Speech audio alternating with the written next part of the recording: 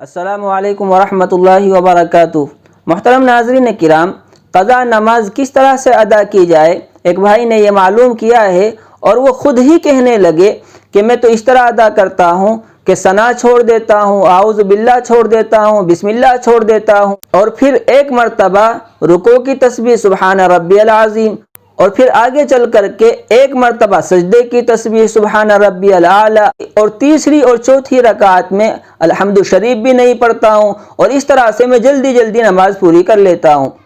تو میں نے کہا کہ بھائی آپ پر کیا جلدی ہے، آپ کو کاہے کی جلدی ہے کہ آپ ایک ایک مرتبہ ہی پڑھتے ہیں، آپ الحمد شریف بھی نہیں پڑھتے، اعوذ باللہ بھی نہیں پڑھ رہے ہیں، بسم اللہ بھی نہیں پڑھ رہے ہیں، تسبیح بھی ایک ہی مرتبہ کہہ رہے ہیں، آپ پر جلدی کیا ہے؟ اگر کوئی جلدی والا مسئلہ ہے تو چلیے بات کی جا سکتی ہے، سوچا جا سکتا ہے۔ تو کہنے لگے نہیں جی، یہ تو قضاء عمری ہے نا۔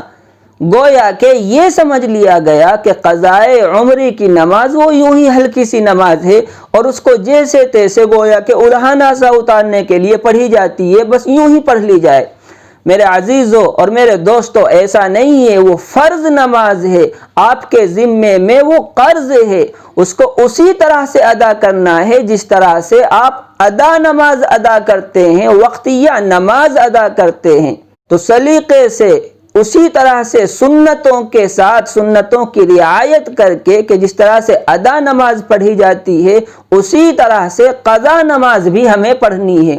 ہم اعوذ باللہ چھوڑ دیں، بسم اللہ چھوڑ دیں، ثنا چھوڑ دیں، ایک ایک مرتبہ تسبیح پڑھیں تو یہ ایک طرح سے الہانہ اتارنا ہے۔ میرے عزیزوں اور میرے بزرگوں، ہمیں الہانہ نہیں اتارنا، ہمیں اللہ تبارک و تعالی کو خوش کرنے کے لیے اور ہمارے ذمے میں جو فرض نمازیں ہیں ان کو اتارنے کے لیے یہ نماز ادا کرنی ہے، ایسے ہی خانہ پوری کرنے کے لیے یہ نماز نہیں پڑھنی ہے۔ اس لیے سنتوں کی رعایت کرتے ہوئے ہمیں اچھے سے سلیقے سے نماز پڑھنی چاہیے۔ تو ہم ثنا بھی پڑھیں، اعوذ باللہ بسم اللہ بھی پڑھیں، اور تسبیح تو کم از کم 3 مرتبہ ضرور ہی کہیں،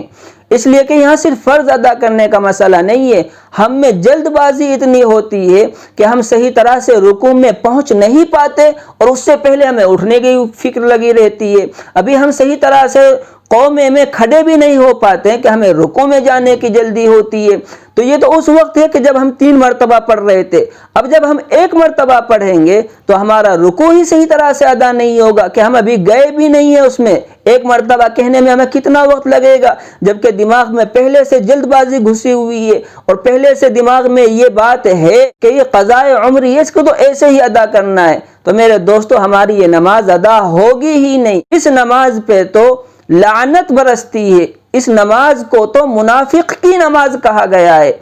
اس لیے ہم ٹھہر ٹھہر کر کے نماز ادا کریں، تعدیل ارکان کے ساتھ ہی ہم اس قضا نماز کو بھی ادا کریں۔ وہ جو جلد بازی والا مسئلہ ہے، خدا کے واسطے اس سے بچیں، اللہ تبارک و تعالی کی طرف سے لعنتوں کا اپنے آپ کو مستحق اور مرتکب نہ بنائیں۔ دعا فرمائیں کہ اللہ تبارک و تعالی ہمیں عمل کی توفیق عطا فرمائے اور نمازوں کو خشوع اور خضوع کے ساتھ، خواہ وہ ادا ہوں یا قضا ہوں، ٹھہر ٹھہر کر تعدیل ارکان کے ساتھ ہی ادا کرنے کی توفیق عطا فرمائے۔ اس کلپ کو شیئر بھی کریں۔ السلام علیکم ورحمۃ اللہ وبرکاتہ۔